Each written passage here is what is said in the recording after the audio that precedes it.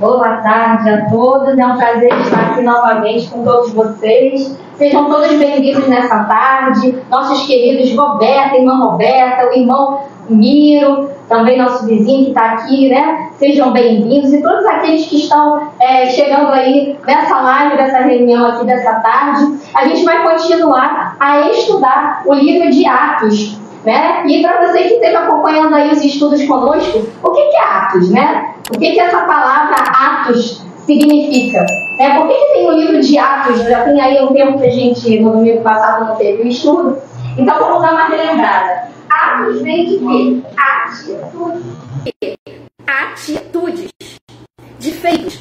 Né? Até no espanhol a palavra é hechos, que quer dizer feitos, né? Atos, atitudes. Então, esse livro de Atos que ficou aqui para nós, né, dando continuidade ao Evangelho, ficou aqui na Bíblia para nós, ele nos mostra as atitudes, os feitos dos primeiros cristãos, né, dos apóstolos. O que eles deixaram de exemplo para mim, para você, para que a gente pudesse seguir os seus... Porque Atos é o fundamento da igreja. Jesus ressuscitou, ele subiu aos céus e aí ele deixou uma missão para aqueles discípulos que estavam com ele, para os apóstolos e para os cristãos de então, que eles fizessem a mesma obra que ele fez, continuassem, né? E ele fundou ali a igreja então. O que é igreja? A palavra eclésia, né, que vem do hebraico eclésia, significa chamados para fora.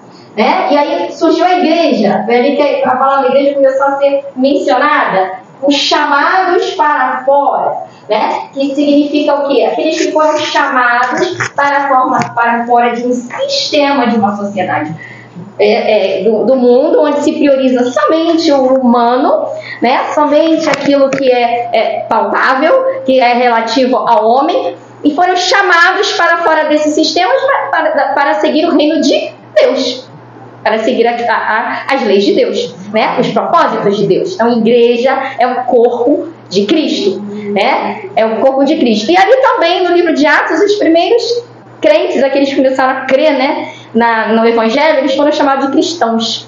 Pequenos cristos, ou seja, seguidores de Cristo.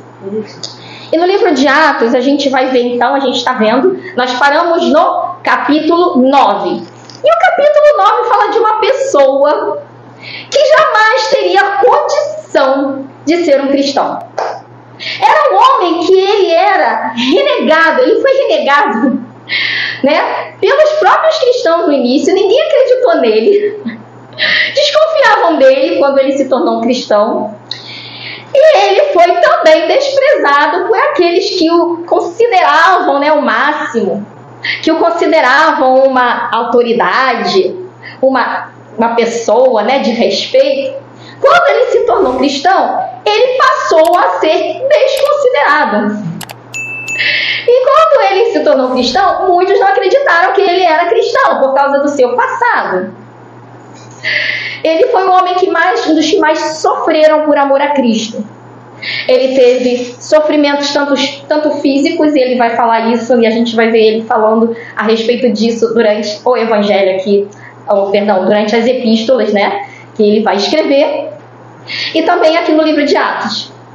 É muito bom a gente servir a Cristo, né? Tem um Deus que abençoa, todo mundo quer, a gente prega muito sobre o Evangelho, vem e você vai ser abençoado, vem e Deus vai te prosperar, vem e Deus cura, vem e Jesus é bom. Isso é o que Deus quer, nos abençoar.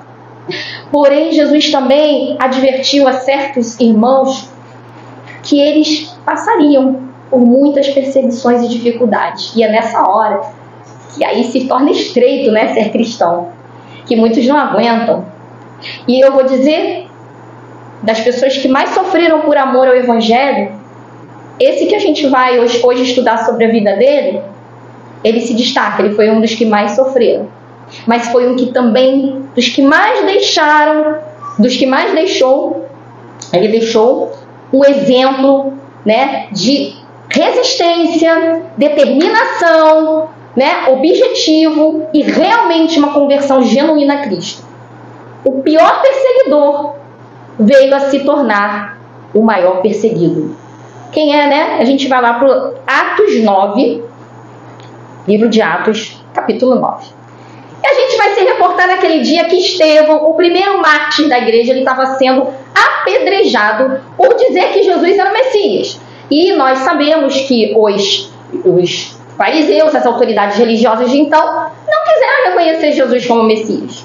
E quando Estevão, lá no capítulo 5, né, que a gente viu até o capítulo 7, a morte de Estevão, ele foi apedrejado até a morte, ele viu Jesus à direita do Pai, foi recebido, né, por aquela maravilha ali, ele morrendo, sendo o primeiro mártir, mas ele vendo Jesus ali, ao mesmo tempo que ele estava sofrendo, ele estava vendo Jesus. Uma pessoa aparece nesse cenário, e que aqui não diz que ele jogou uma pedra, mas ele, como autoridade religiosa, porque era um fariseu, ele era uma pessoa de autoridade religiosa muito forte ali na comunidade de então, dos judeus, né? Era um judeu fariseu.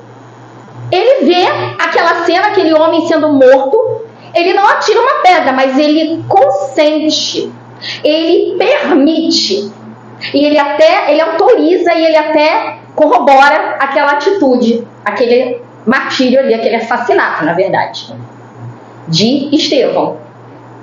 E muitos dos que jogaram as pedras em Estevão deixaram as suas vestes ali, se você for ver no capítulo 7, aos pés, né, de quem? Deste homem que se chamava Saulo. E quem era Saulo? Saulo era uma autoridade também no meio dos fariseus. Nós sabemos que fariseus eram homens que eram instruídos na lei, né, das escrituras, na lei do Criador da época, né, da lei de Moisés, que o Senhor deixou realmente para o povo judeu, e do povo judeu veio Jesus, o Messias. Era profetizada a vinda desse Messias, mas eles não conseguiram ver em Jesus esse Messias, porque Jesus era simples, humilde, Jesus não era a favor da guerra, e eles estavam esperando um homem de guerra. Jesus era, né, tudo aquilo que eles achavam que Jesus ia ser, que ia chegar a libertar o povo judeu dos romanos e fazer toda aquela guerra e tal. Ele não fez, ele pregou o perdão, a paz, ele pregou o reino de Deus. E eles, mesmo todas as profecias do Antigo Testamento apontando para Jesus como o Messias, né, ele cumprindo tudo aquilo que estava ali no Antigo Testamento pelos profetas, eles não conseguiram ver por soberba, né, por aquele sentimento de vingança contra os romanos. Eles queriam um Jesus mais ativo politicamente, e Jesus veio pregar o reino de Deus, veio pregar o perdão. Aí como pode? Aí eles não quiseram aceitar, né? Ainda mais quando Jesus falou que era filho de Deus. Não, ele blasfema. Crucificaram Jesus, e a gente já entendeu até aí. E Paulo, por ser um fariseu, que era dessa linhagem, né, ele era da tribo de Benjamim, um judeu, ele era judeu de nascimento, foi criado aos pés do mestre Gamaliel, um fariseu de autoridade também. Ele era uma autoridade religiosa, os fariseus eram autoridade religiosa e política da época. E foram eles que permitiram e consentiram também na morte de Cristo e depois na morte do primeiro mártir Estevão. E Saulo era um deles. Só que Deus, né, sabia que lá no coração de Saulo, o nome dele era Saulo e depois até o nome dele muda, Deus sabia que existia uma vontade, realmente um zelo pela lei do Criador. Ele estava defendendo a lei do Criador, do Deus de Israel, que é o Deus Criador, né? O Deus Criador dos céus e da terra, o Deus das Escrituras. E ele achava que Jesus não era o Messias também. E ele errou. Ele errou em consentir a morte de Estevão, que era um cristão, era um servo do Deus Criador. Ele errou em não acreditar que Cristo era o Messias. Porém, Deus viu que lá no coração de Saulo tinha uma fome pelo Deus verdadeiro, que realmente ele defendia a palavra de Deus. Ele fazia aquilo porque ele defendia a fé no Criador. E aí o que aconteceu? Deus, vendo essa sinceridade, por mais que ele tivesse errado, Deus preparou um plano para captar para si o Saulo fariseu, criado aos pés de Gamaliel, né? Instruído, melhor dizendo. Então a gente vai ver aqui, versículo 1 do capítulo 9. Saulo, respirando ainda ameaças de morte contra os discípulos do Senhor, dirigiu-se ao sumo sacerdote. Então ele estava querendo perseguir a igreja. Ele tinha raiva dos cristãos. Olha só, né? Era um homem que os cristãos tinham medo dele. Ele vem Saulo, vamos sair correndo, porque ele vai matar todo mundo que está falando de Jesus. E aí ele pediu uma carta para a sinagoga de Damasco, a fim de que se achasse alguns do caminho. Como é que era chamada a igreja, né? Os irmãos naquela época, eles eram chamados de o caminho. Né? É o primeiro nome que os cristãos receberam, o caminho. Quando se falava de Jesus, falava do evangelho, o caminho. Aí eles estão pregando o quê? Estão pregando o caminho, porque Jesus falou, eu sou o caminho, a verdade e a vida. E aí os homens, e aí eles, o que Saulo queria? Tanto levar preso a homens e mulheres, né, começando em Jerusalém, que pregassem a Cristo. E ele pegou uma carta das autoridades judaicas, porque com aquela carta de autoridade religiosa e política, eles podiam prender pessoas que falassem alguma coisa que não estivesse dentro da religião judaica. Seguindo a estrada fora, aproximou-se, né, de Damasco. Ele foi para Damasco, atrás dos cristãos que estavam lá. E quando ele estava no caminho de Damasco, ele viu uma luz ao seu redor, que brilhou ao seu redor. Olha o que Deus não faz quando ele tem interesse numa vida. Não importa o que os outros pensem daquela vida, não importa o que a sociedade fale daquela pessoa, se Deus vê o coração daquela pessoa, se Deus sabe que aquela pessoa, né, ela realmente tem um espaço profícuo, ou seja, que vai dar frutos para ele, que vai amá-lo, que por mais que ele tenha errado, ele tenha andado com a sua mente turbada durante algum tempo, que ele não tenha entendido o Criador durante algum tempo, que ele tenha até perseguido os servos de Deus, como fez Saulo, mas Deus conhecia Saulo por dentro e sabia que ele realmente queria Deus. Então Deus, ele ultrapassa as concepções humanas. Não importa o que a gente pensa do homem, importa o que Deus pensa dele, porque Deus conhece a pessoa por dentro. Nós humanos só vemos o que tem por fora. Às vezes a gente vê pessoas que são politicamente corretas por fora, né? São aquela pessoa, mas Deus sabe que ali dentro não é assim. E também aquelas pessoas que a gente não dá nada. Ah, mas isso aí, coitadinho, isso aí não tem nada. E Deus vê que ali tem um campo precioso para ele. E Deus viu isso em Saulo. Por mais que as pessoas tivessem, né? Os cristãos tinham medo dele. E aí, ele seguindo pelo caminho de Damasco, subitamente uma luz brilhou ao seu redor. E caindo por terra, ouviu uma voz que dizia... Há momentos, né, há pessoas que, por exemplo, são fáceis de crer no Evangelho, elas logo se rendem ao Senhor, né, Jesus, quando elas ouvem a palavra. E há outros que precisam passar por uma experiência muito forte. Elas têm já tão enraizado na cabeça delas certas concepções que somente Jesus vindo e falando, deixando que elas caiam, que elas vão lá embaixo para elas entenderem, olha, sou eu que estou te chamando. Né? Quantos se aproximam de Jesus porque têm interesse nele mesmo. Outros se aproximam de Jesus porque eles estão numa grande necessidade, estão pedindo socorro. Então eles têm que passar por um momento muito difícil de aflição para chegar a se aproximar de Jesus. E Saulo foi um desses que teve que ter uma experiência muito forte. Se não fosse Jesus aparecer para ele de uma forma sobrenatural, sabe? E ele ouvir a voz de Jesus, ele talvez não cresce. Se fosse outro que chegasse, como foi Filipe, né, o evangelista, no caminho ali, né, que ele encontrou aquele eunuco da rainha de Candace, rainha de Candace, ali o Filipe já estava preparado, ele já queria. Agora Saulo não, Saulo ele não queria Jesus. Por contrário, ele estava indo para matar quem falasse de Jesus. Para prender e até matar, se fosse o caso. E aí, o que aconteceu? Olha o que teve que acontecer com Saulo. Ele teve que ver uma grande luz que o cegou. É verdade. Ele ficou cego por algum tempo. Ele teve que cair. Ele teve que ir lá no fundo, se machucar, quebrar ali. Estou dizendo assim, uma linguagem figurada, né? Se quebrar ali, aqui não fala que ele se quebrou, mas ele teve que cair. E ele teve que ouvir claramente a voz de Jesus, assim, não tem dúvida que era Jesus que estava falando com ele.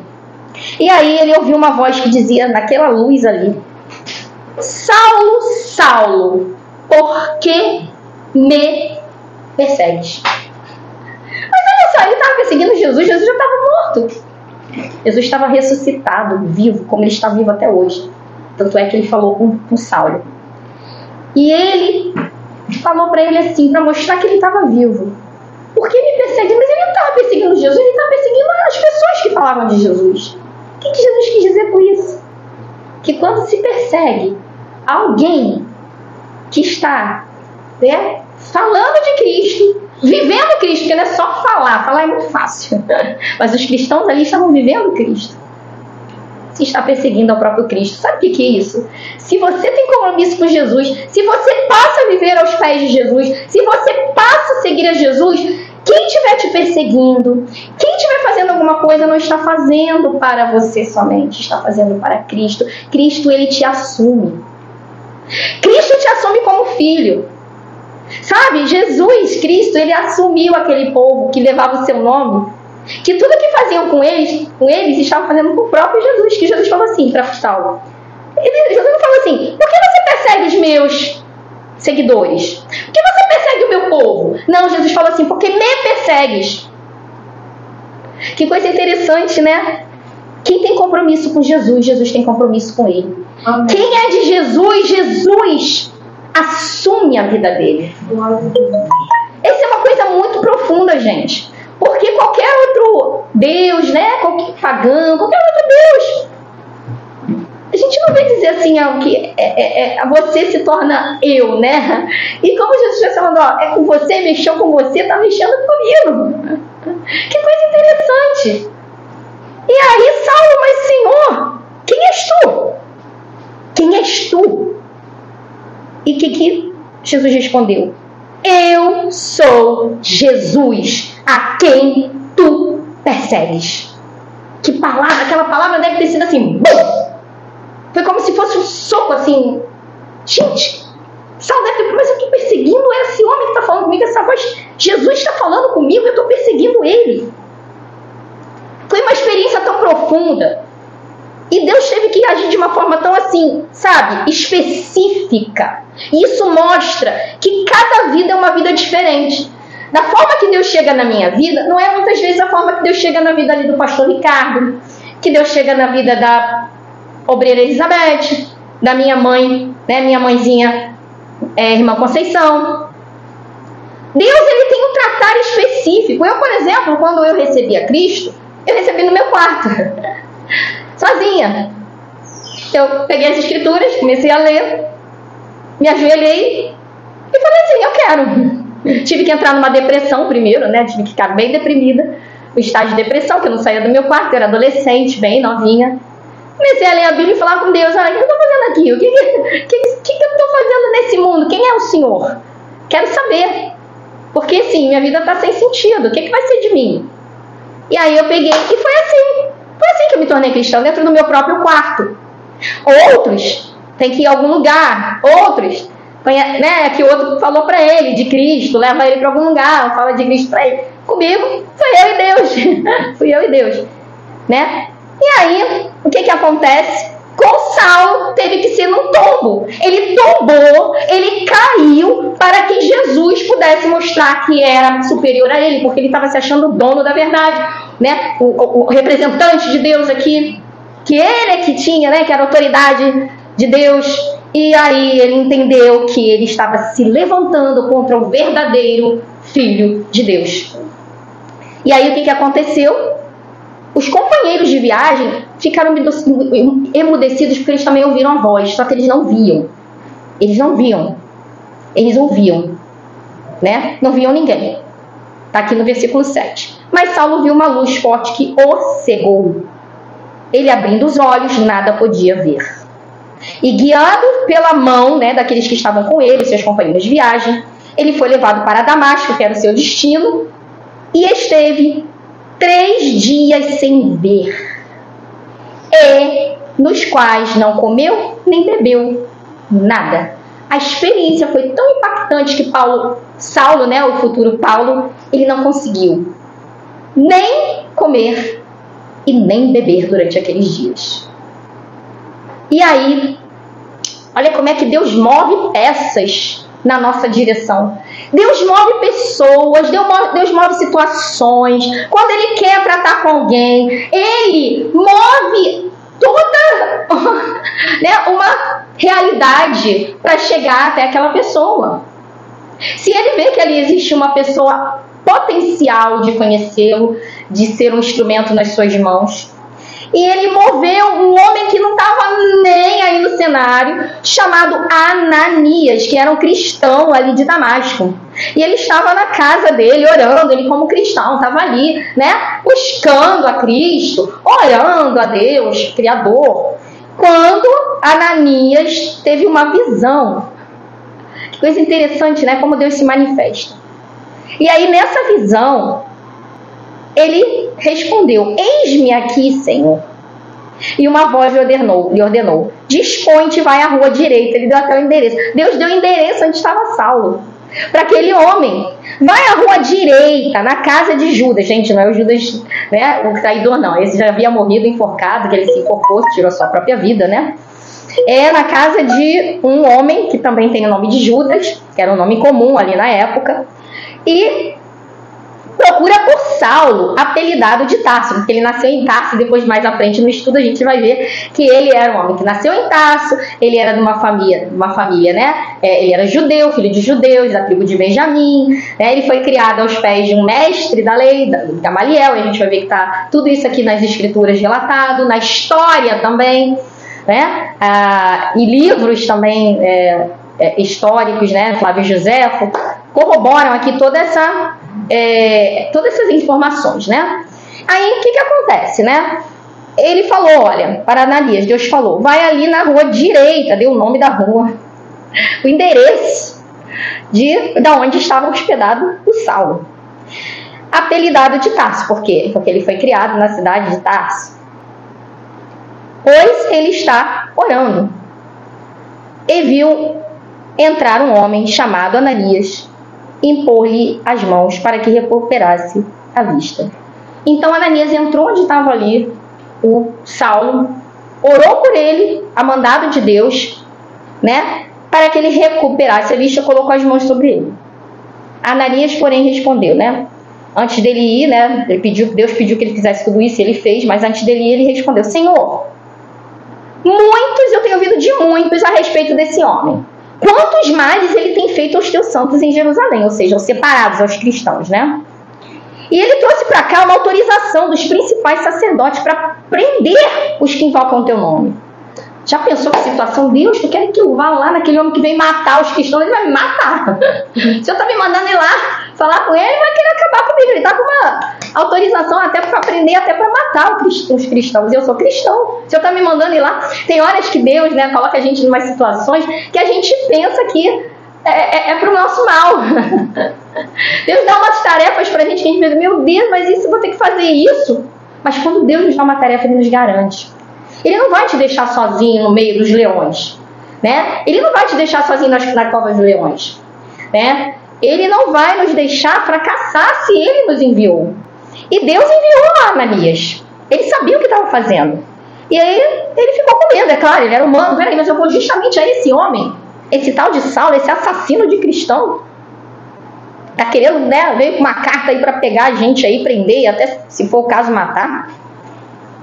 Mas o Senhor lhe disse: vai, porque este é para mim um instrumento escolhido para levar o meu nome perante os gentios, reis, e bem como perante os filhos de Israel.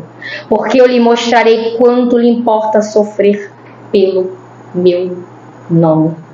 Está aqui, descrevendo tudo que Saulo era para Deus. O que ele não era para a sociedade de então, ele era para Deus.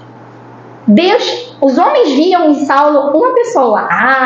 Os judeus, autoridade, né? É um fariseu, doutor da lei.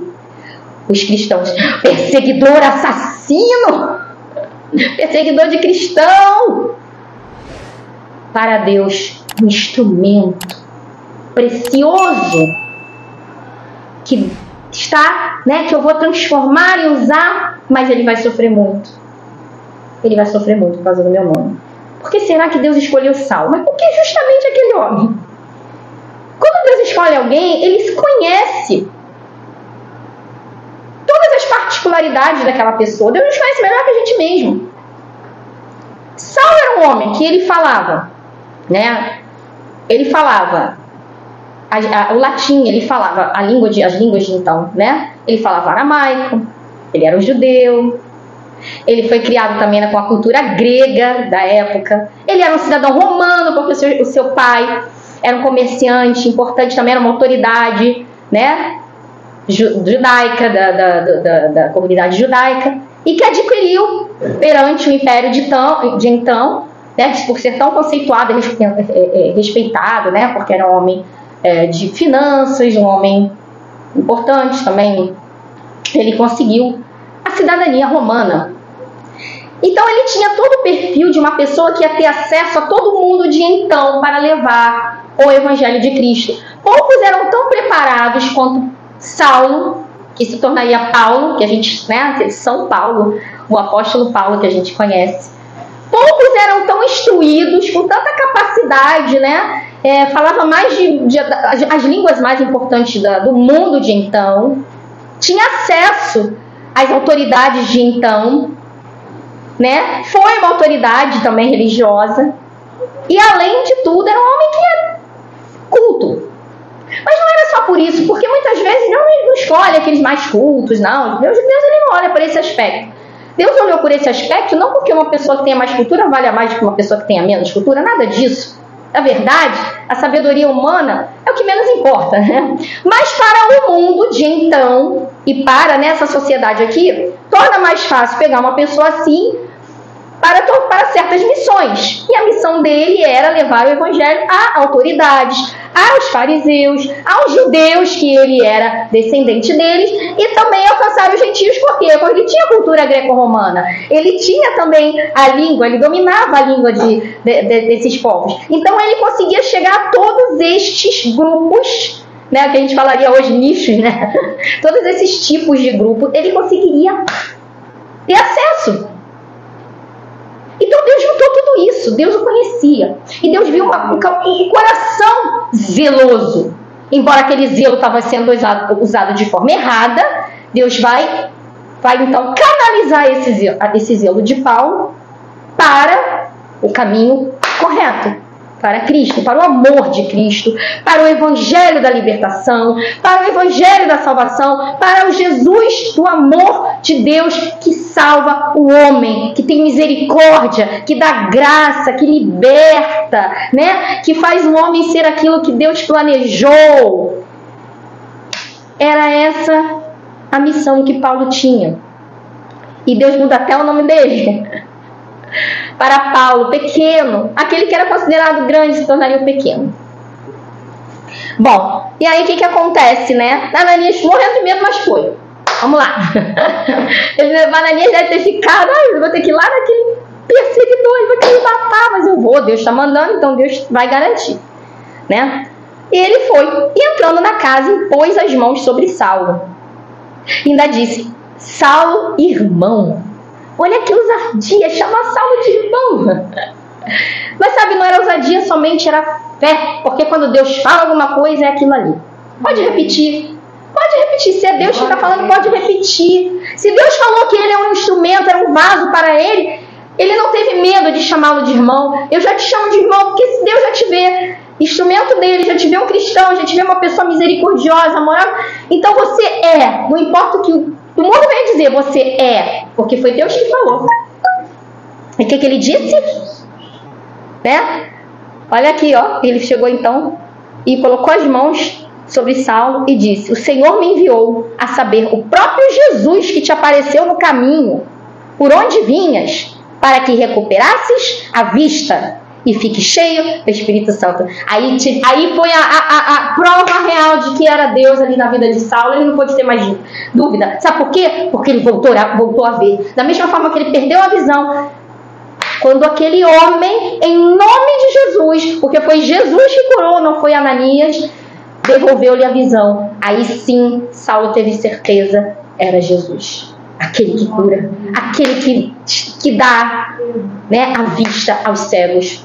É o Messias. E ele ficou cheio do Espírito Santo. E lhe caíram dos olhos como se umas escamas e tornou a ver. A seguir levantou-se e foi batizado.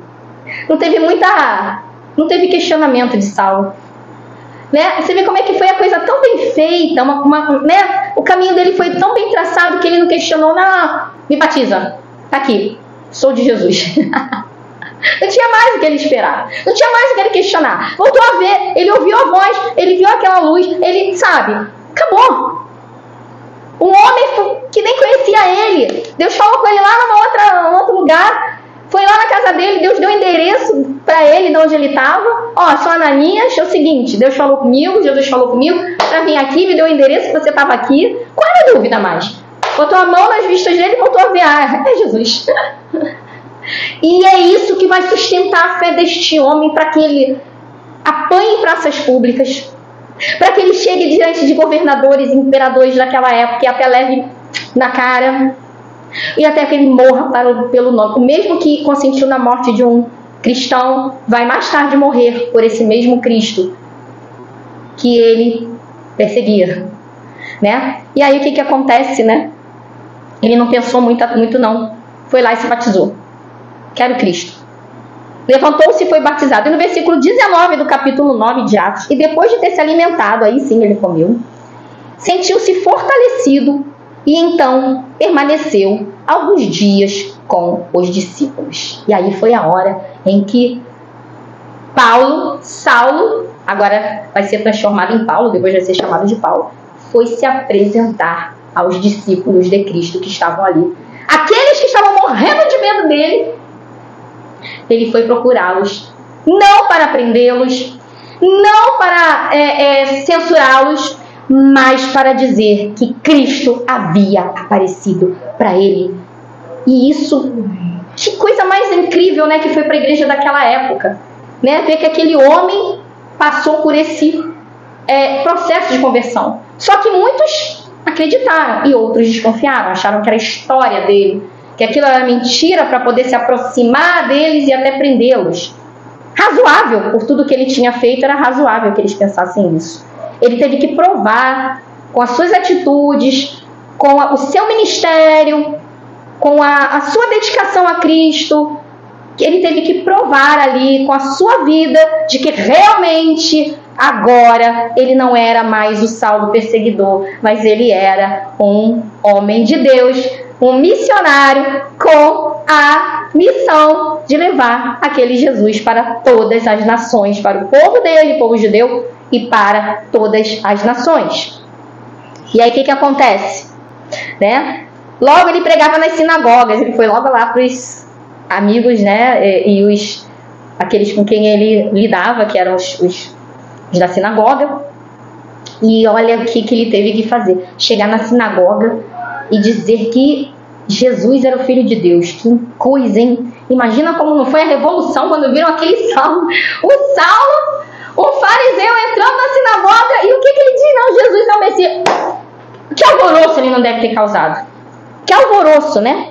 Então todos os que ouviam estavam atônitos, dizendo, versículo 21, dizendo ali em Atos, né? Este é o que exterminava?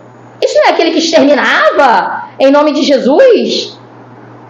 E por aqui veio precisamente com o fim de levá-los amarrados aos sacerdotes? Saulo, porém, mais e mais se fortalecia, confundia os judeus que moravam em Damasco, demonstrando que Jesus é o Cristo. E sabe qual é a mais interessante? Que ele tinha conhecimento das Escrituras profundo, dos profetas, da lei. Então ele podia mostrar e provar que realmente todas as prerrogativas do Messias se cumpriram em Jesus. Ele era a pessoa ideal para pegar e comparar. Aqui está escrito isso sobre o Messias e Jesus cumpriu assim, assim, assim, assim, assim. Né? Porque ele tinha conhecimento profundo das Escrituras. E ele começou a fazê-lo. E decorrendo muitos dias, os judeus deliberavam entre si para tirarem a vida. Aquele mesmo homem que foi, né, até a ponto de, se fosse necessário, tirar a vida dos cristãos, agora estavam querendo tirar a vida dele por amor a Cristo. E aí o que aconteceu? Chegando ao conhecimento de Saulo, que estavam tentando tirar a sua vida, o que ele fez? Ele escapou ali de Damasco, onde ele estava. Ele teve que escapar de noite, tiveram que colocar ele dentro de um cesto, e ele teve que descer da casa onde ele estava hospedado de noite, porque os guardas estavam ali tomando conta para ver se ele saía, para tentar pegá-lo. E aí o que aconteceu? Ele saiu escondidinho dentro de um cesto. Ele não devia ser uma pessoa muito grande, era um cesto grande, mas nem tanto a ponto de chegar a chamar a atenção, né? Mesmo estando de noite. E aí ele desceu pela muralha e ele conseguiu escapar de onde ele estava e voltar para Jerusalém, né? E aí já começa Saulo a viver aí os desafios da sua conversão. Os desafios da sua conversão, a perseguição. E a gente vai ver ali, mais tarde ele falando, né? No capítulo 22, eu vou terminando aqui esse estudo de hoje, porque a gente vai ter muita coisa sobre Paulo. A gente vai ver muito ainda sobre ele, né? É importante a gente saber que ele foi o escritor de praticamente 13, pelo menos aqui se conhece até hoje, 13 epístolas, né? Aqui que a gente vai estudar e depois a gente vai ter a oportunidade de seguir estudando. Ele escreveu a igreja de então, que estava em vários lugares do mundo de então. Ele escreveu aos irmãos, né, a igreja de então, epístolas orientando sobre o caminho de Cristo, né, falando ali, tanto comparando a lei e a graça. Ele conseguiu atingir os gentios, que eram aqueles que não eram judeus, né, mostrando a lei, mostrando a graça de Deus. Ele foi aquele que foi mais profundo na palavra para aquelas pessoas de então, para os cristãos, para os judeus, para os gentios, né, de então. Deus o usou grandemente. E se a gente hoje tem aqui essas epístolas que orientam a nossa fé cristã, foi porque Paulo se dispôs aí na mão de Deus e foi escrevendo. Muitas vezes nas prisões, muitas vezes escondido, muitas vezes, né, em missões perigosas. Ele estava ali e ele estava se comunicando com os cristãos. E não tinha internet, porque senão seria pela internet. A internet de então era, né, aqueles pergaminhos, ele pegava ali e começava a escrever, e não era tão fácil também, mas chegou até nós. Deus foi maravilhoso que chegou até nós. Aquelas cartas demoravam às vezes para chegar, mas chegavam às igrejas, aos irmãos da igreja, e ele então foi orientando eles. Então, para fechar, vou deixar aqui as palavras de Paulo, e durante aqui por diante, né, aquele personagem que vai permear todo o livro de Atos agora, né, será Paulo, será Saulo, agora o apóstolo Paulo, claro, sem desmerecer os outros apóstolos que estão ali também, os outros cristãos que vão ter um destaque, mas ele vai ser aquele que mais vai se destacar pelo fato dele estar se reportando a todos, gentios, judeus, gentios, e eles terem escrito mais para a igreja na época, né? A partir daqui, então.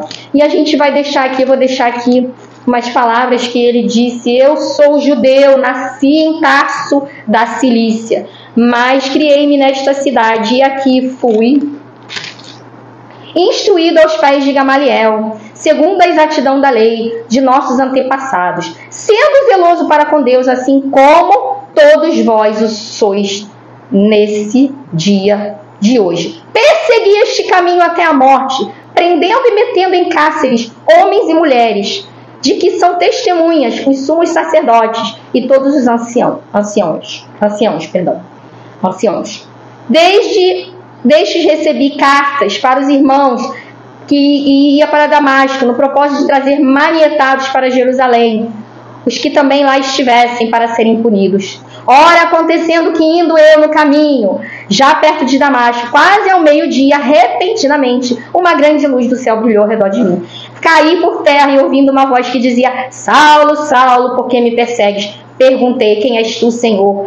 E que me respondeu: eu sou Jesus o Nazareno, a quem tu persegues. Então ele aqui vai relatando tudo que aconteceu a ele. E aqui você vai ver mais tarde Paulo pregando para autoridades, né? Você que está aí do outro lado, não sei o que se passa na sua vida, os seus questionamentos, as suas dúvidas, né? Talvez você ache que seja uma pessoa que não tem potencial para levar a Cristo, mas a sua vida pode ser um referencial, sim, para pessoas que estão precisando entender a Cristo, precisando entender o caminho. Talvez a sociedade considere uma pessoa que não tem esse perfil, né, mas de cristão. Mas cabe a você querer entrar neste perfil de cristão. Amém. Entrar no perfil de cristão, que quer dizer o quê? Andar com Cristo, seguir os passos de Cristo, né? Ter a palavra de Cristo em você, amar ao teu próximo, levar a Cristo, né? Viver Cristo. Ainda que lá no passado você disse, não, não quero nada com Cristo. Ou você tinha outras concepções. Hoje Deus quer fazer abrir tua mente. Jesus quer abrir a tua mente. Não para uma religião. Claro que é importante, né? Você ter essa instrução, é claro. Mas Deus não está te chamando para uma religião. Não, Deus não está te chamando. Deus está te chamando para ter vida com Ele. Cristo está te chamando para ter relacionamento com Ele, né? E o que foi isso que os irmãos da igreja primitiva foram descobrindo? Jesus vivendo com eles e vivendo através deles. E hoje nós estamos resgatando isso aqui, né? Nós estamos resgatando através do livro de Atos, através do Evangelho, através da igreja cristã, do remanescente que está ainda aqui nessa terra, que são aqueles que querem a Cristo. Não somos pessoas falhas, somos pessoas cheias de defeitos, mas somos pessoas que querem, que têm a vontade de conhecer a Cristo, de andar com Cristo, de entender o plano de Deus para a nossa vida, do Criador. E é isso que Deus quer, né? Que você ande com Ele, que você o descubra, que você deixe o caminho errado, aquilo que te destrói, que destrói teu próximo, que destrói teu corpo, que destrói, né, a tua mente, que deixa a tua mente suja, que deixa a sua mente contra o teu próximo, que te corrói o teu espírito, as tuas emoções. Ele quer te libertar disso. É para isso que Jesus veio, trazer liberdade aos cativos. O que o pecado, né, corrói e deturpa, Deus veio para limpar, Jesus veio para colocar no lugar reto, no lugar certo, e é isso que Ele quer. Então, o Evangelho é isso. E o que faz isso é a gente meditar aqui nos passos desses cristãos que deixaram o exemplo para nós, e Jesus em primeiro lugar, os passos dele e desses cristãos. Amém? Que Deus abençoe você, que o Senhor fale na tua vida. Se você quiser estar aqui conosco, você pode vir, é só você entrar em contato conosco aqui através aqui do chat, né? Você pode entrar em contato com a gente, entre em contato conosco, procure aqui, e você pode estar aqui conosco também, aprendendo mais sobre esse Jesus, sobre o caminho. Que Deus abençoe a todos vocês que estão aí na live.